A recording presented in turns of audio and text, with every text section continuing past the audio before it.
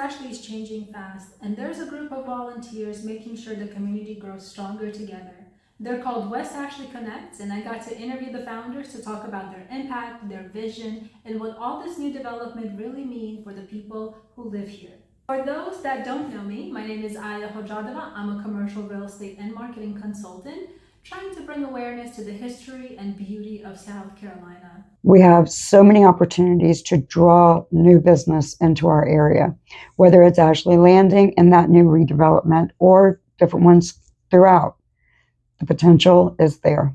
I'm Teresa Tidestrom. I'm co-founder and executive director for West Ashley Connects. I'm Kenneth Marolda. I'm co-founder and treasurer of West Ashley Connects, and our nonprofit works to bring pride and ownership to West Ashley through community-oriented programs such as litter sweeps, back-to-school supply drives, stocking blessing boxes, repairing neighborhood signs, and working to meet other resident needs. One of our goals is to bring positive community involvement with city and county with various projects that's located throughout our community. Our nonprofit has also worked to lead recovery efforts for 2 apartment fires in West Ashley at the Palms Apartments in 2022 and in 2025. We collected critical need items such as dry goods, clothing, and financial donations, as well as organized volunteers to help the residents who were affected rebuild their lives.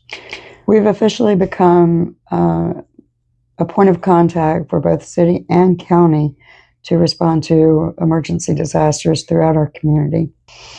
Today, I'd like to tell you about Northbridge Park, located on Cosgrove, West Ashley side of the Cosgrove Bridge.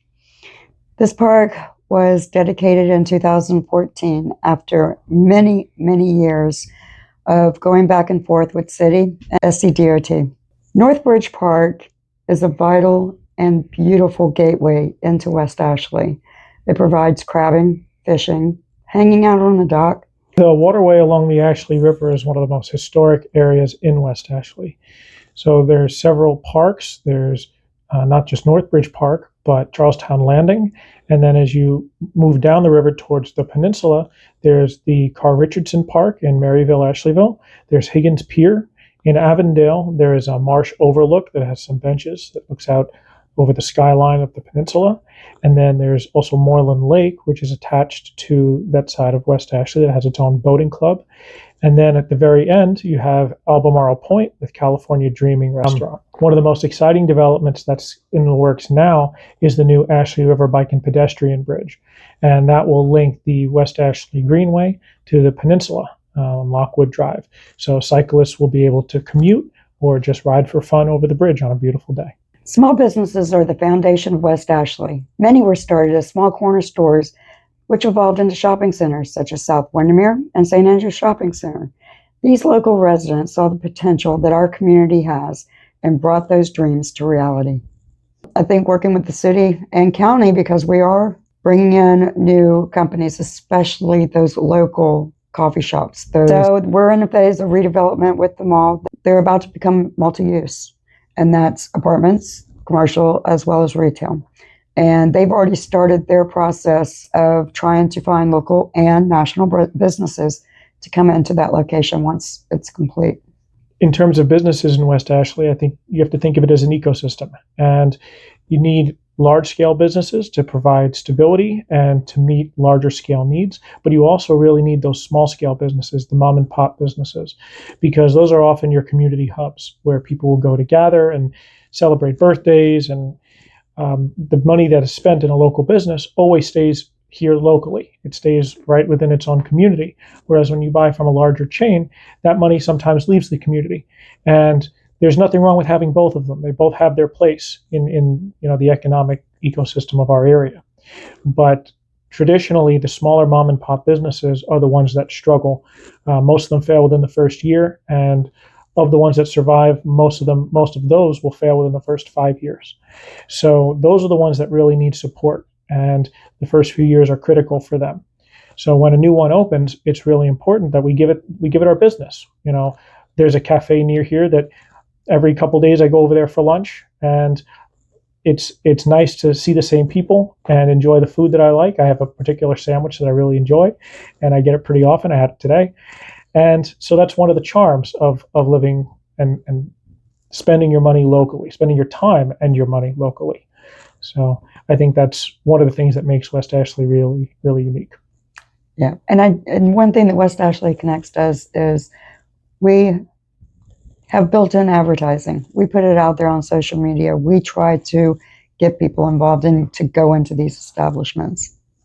We've also tried to build partnerships with local businesses.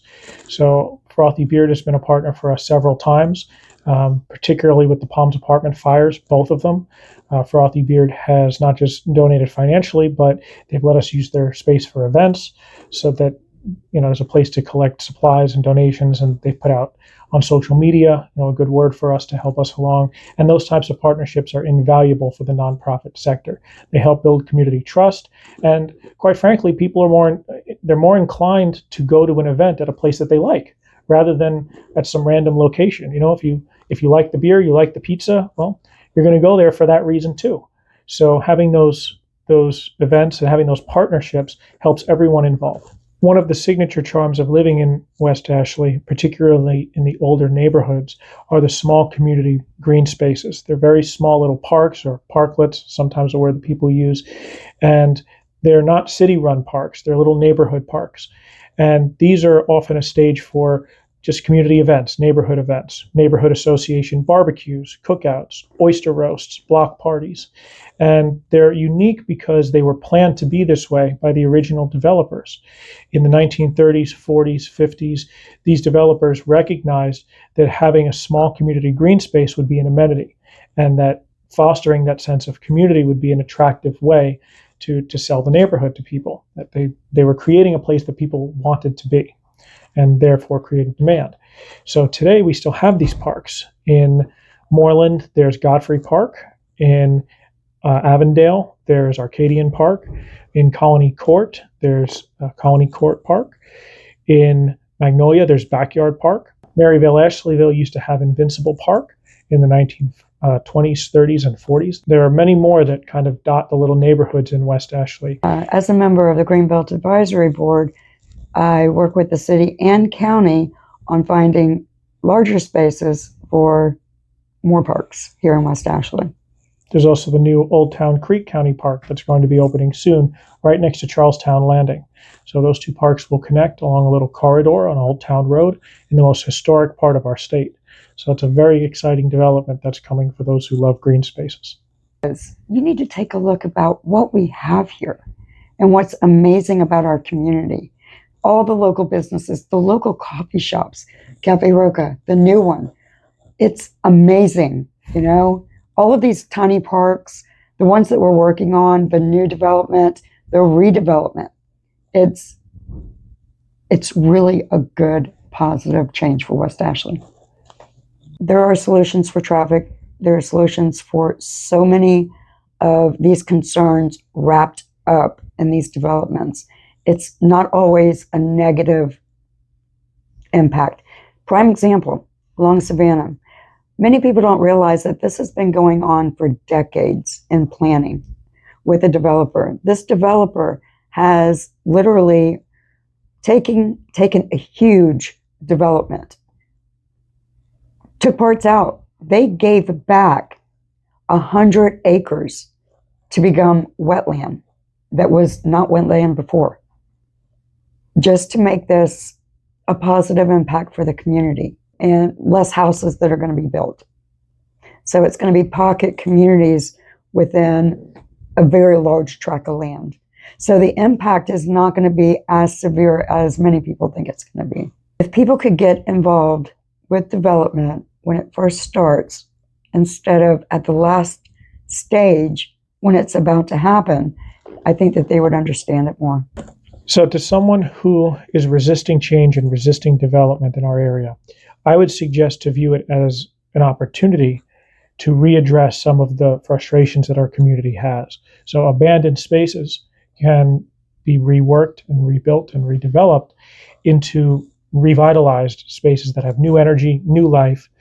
And instead of an asphalt slab or a concrete slab, we could have a restaurant, a new community space, or pickleball courts or tennis courts, whatever the community wants, but we have to show up and voice our opinions.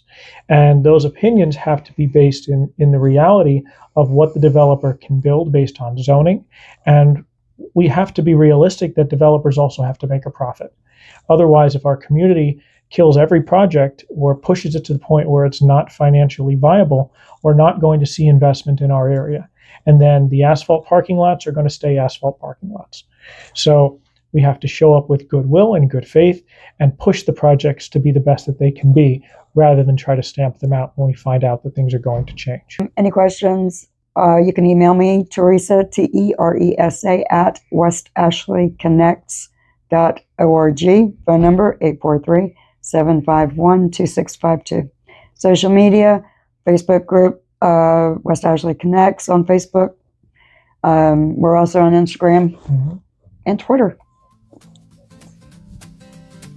I didn't even know about the Twitter. I guess that's you doing It's there it. somewhere. Swipe right if you want to, scroll on if you don't. Hit me with a heart if you feel what I wrote.